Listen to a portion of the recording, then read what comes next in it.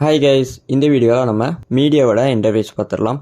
So நம்ம media tape வந்து இப்படி தான் இருக்கும். ஸோ இதில் மேலே பார்த்தீங்கன்னா நம்மளுக்கு ஃபைல், எடிட்டு, ட்ரிம் அப்படின்னு நிறைய ஆப்ஷன்ஸ் இருக்கும்.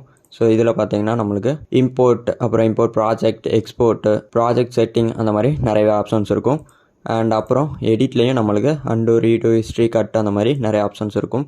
அண்ட் அப்புறம் இங்கே பார்த்தீங்கன்னா நம்மளுக்கு டிஸ்க்லாம் இருக்கும். ஸோ அதை யூஸ் பண்ணி உங்களுக்கு மீடியாவை இம்போர்ட் பண்ணிக்கலாம். ஜஸ்ட் அதை கிளிக் பண்ணாலே நம்மளுக்கு இந்த மாதிரி ஆப்ஷன் ஷோ ஆகும். ஸோ இதில் வந்து கீழே பார்த்தீங்கன்னா நம்மளுக்கு ஒவ்வொரு ஃபோல்டரோட ஆப்ஷனும் இருக்கும். ஸோ அதை அப்படியே கிளிக் பண்ணிங்கன்னா நம்மளுக்கு இந்த மாதிரி ஆப்ஷன் வந்து ஷோ ஆகும். ஸோ அதில் வந்து உங்கள் ஃபுட்டேஜை கிளிக் பண்ணிங்கன்னா அது என்ன ஃபுட்டேஜ்னு இந்த மாதிரி பார்த்துக்கலாம். பட் இம்போர்ட் ஆகாது. ஜஸ்ட் நீங்கள் என்னன்னு மட்டும் இந்த மாதிரி பார்த்துக்கலாம். ஸோ அந்த மாதிரி பார்த்துக்கலாம்.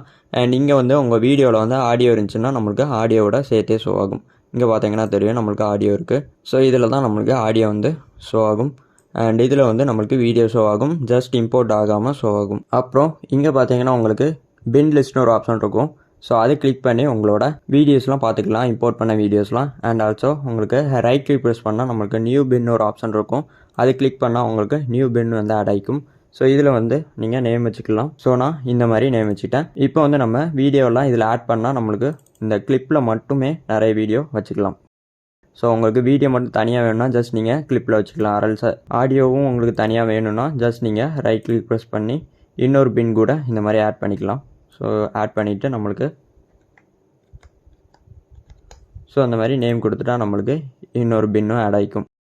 ஸோ இதில் வந்து நம்ம கிளிப்ஸ்லாம் ஆட் பண்ணிக்கலாம். அண்ட் இதில் ஆடியோலாம் ஆட் பண்ணிக்கலாம். அண்ட் அப்புறம் இதான் நம்மளோட டைம்லைன். ஸோ இதில் தான் வீடியோ வந்து நம்ம இம்போர்ட் பண்ண வீடியோவை இதில் ஆட் பண்ணி இதில் தான் நம்ம எடிட் பண்ணுவோம். ஸோ இந்த வீடியோவில் நம்ம மீடியா டேப் மட்டும் பார்த்துருக்கோம்.